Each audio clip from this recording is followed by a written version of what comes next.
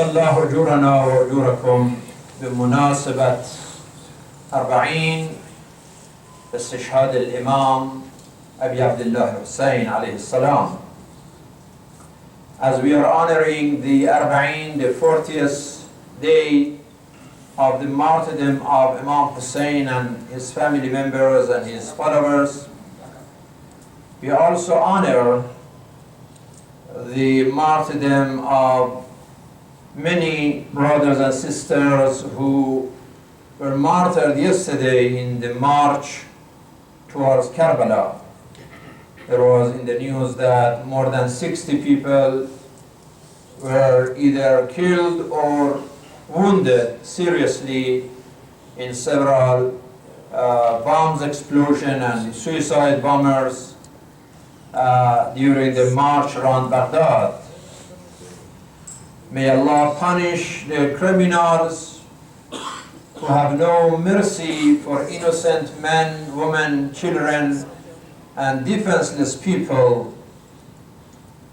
And may Allah save Iraq and Syria and Lebanon and other Bilad al-Muslimin from the conspiracy and crime of terrorism and politics.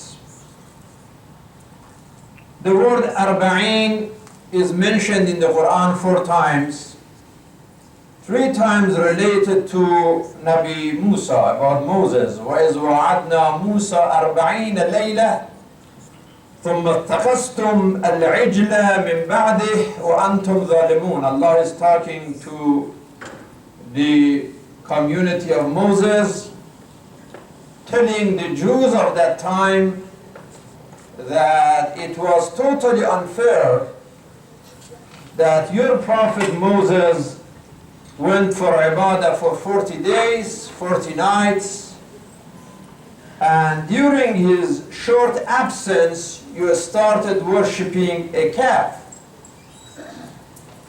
And because of this disobedience, they were punished.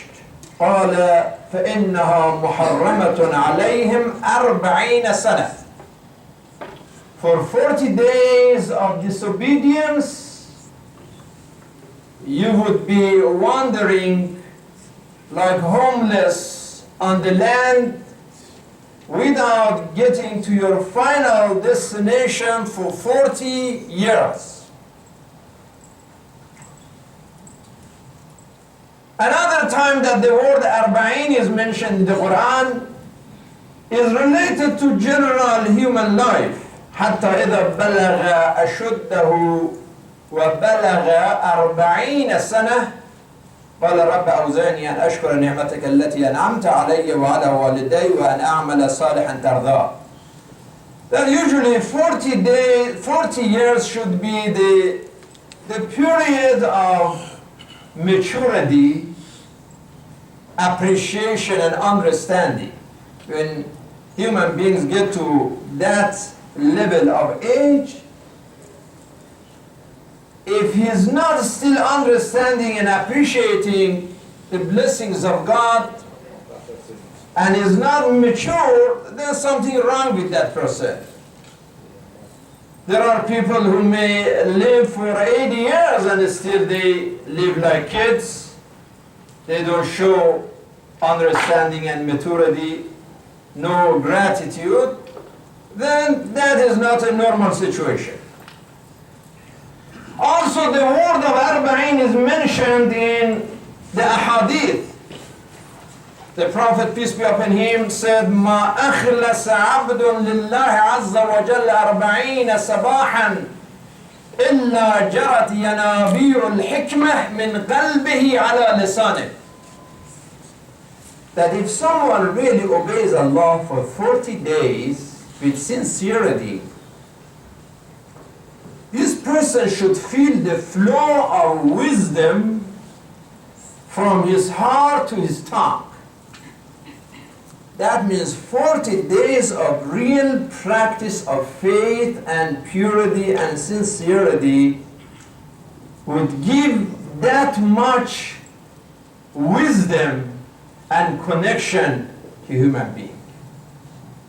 But when we talk about Arba'in of Imam Hussein alayhi salam, we are talking about 40 days of suffering and pain and insult and slavery. And of course, it reminds us the visitation of Jabir, who was the first Za'ir visitor of the grave of Imam Hussein alayhi salam. He was old, he was blind. He was taken and guided with his friend Atiyah to the point that he could reach the grave and say salam to Imam Hussein alayhi salam 3 times while he is crying and saying, Ya Abu Abdullah, I'm saying salam to you, but I do not get an answer. Habibun la yujibu habibah. What happened that we were friends and brothers, but I cannot hear the answer for my salam? And of course, Jabir, he answers himself that how you expect the Imam answer you? This is Imam Hussein, that yawmun ala sadr al-Mustafa. There was a day that he was sitting on the chest of the Holy Prophet. وَيَوْمٌ شِمْرٌ جَالِسٌ عَلَى صَدْرِهِ قَابِضٌ عَلَى لِحْيَتِهِ.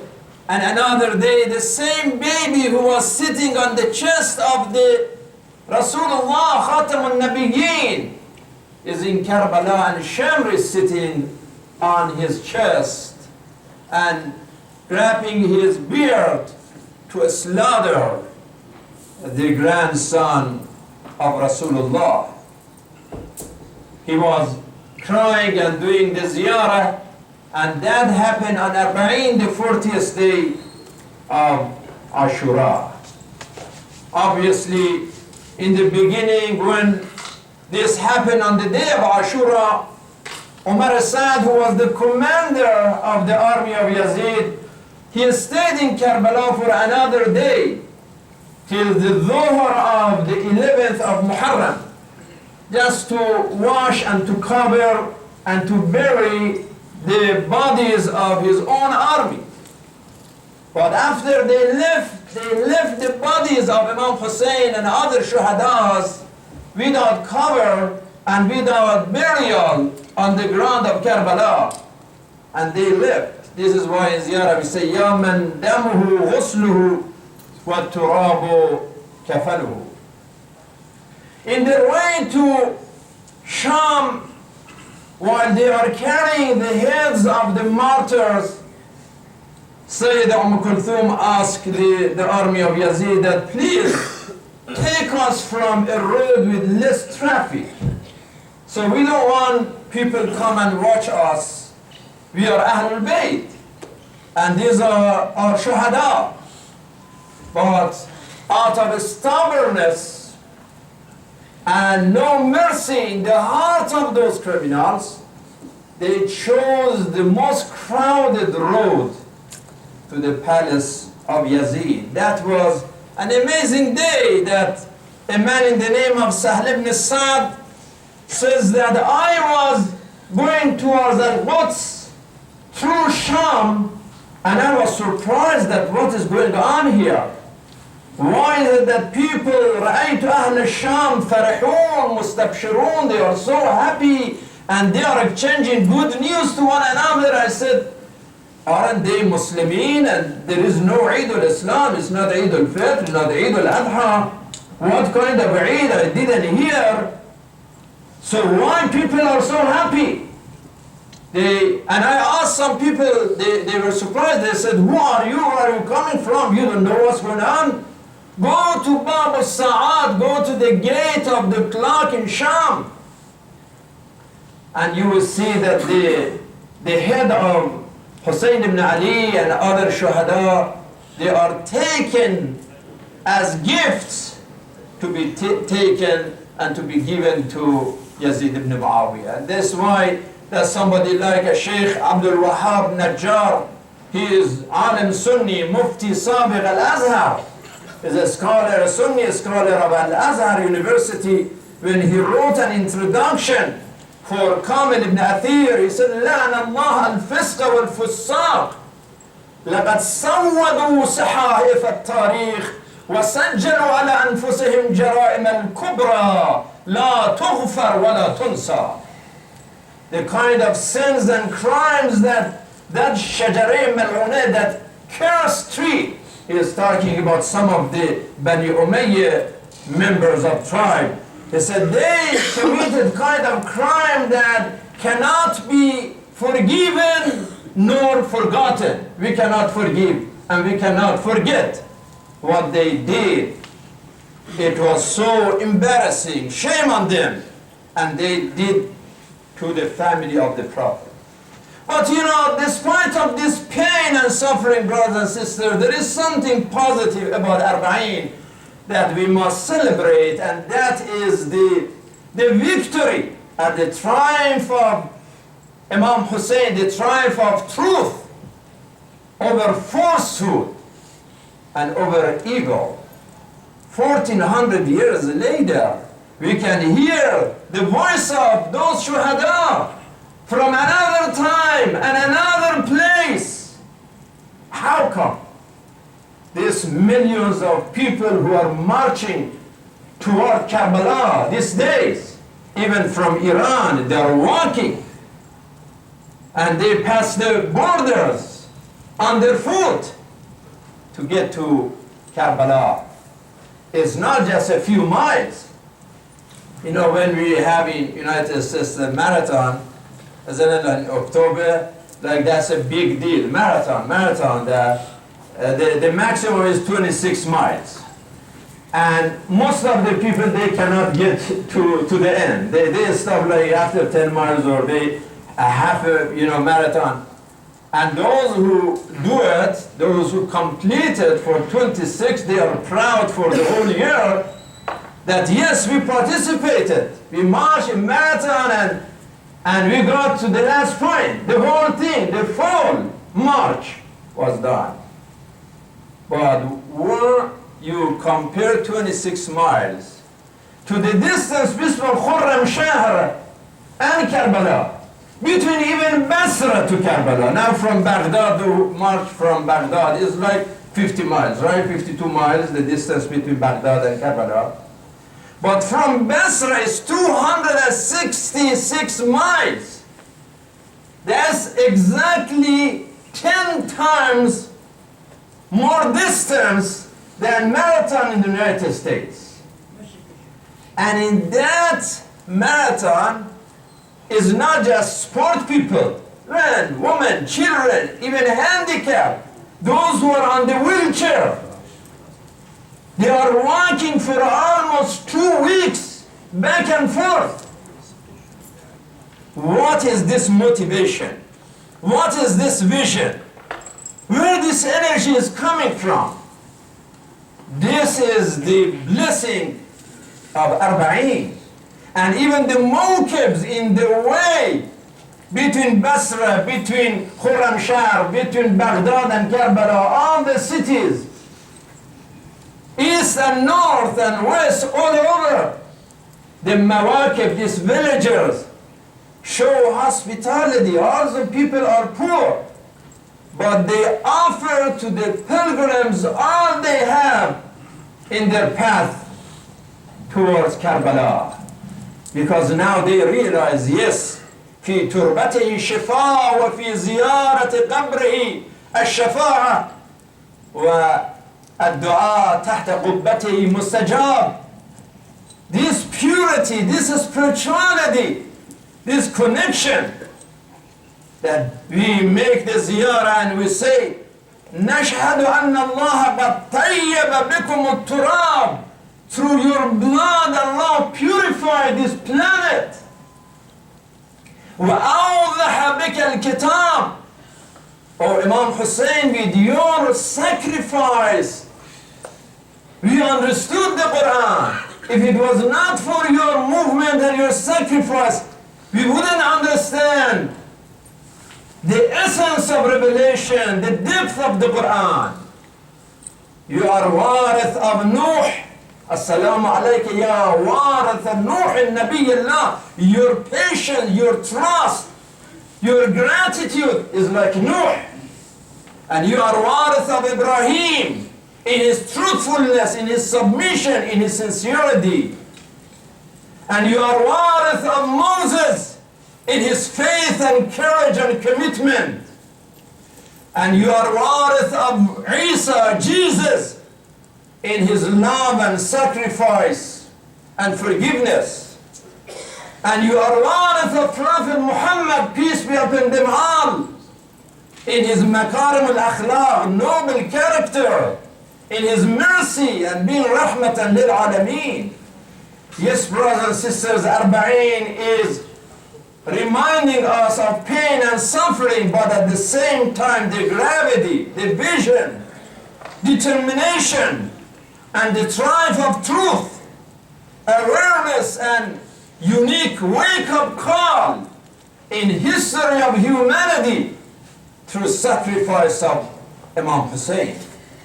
It's amazing that how a person can go through that much pain and still says, "Hawnun alayya hadha al-amr annahu ba'ayn Allah." The fact that I know that Allah is observing what is going on in Karbala and Ashura, that provides peace to my heart. Wow, subhanallah. So we realize that Ashura is about Allah. Ashura is about Tawheed.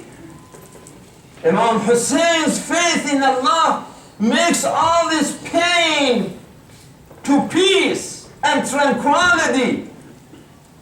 No fear, no depression, total peace, radiyatan mardiyah.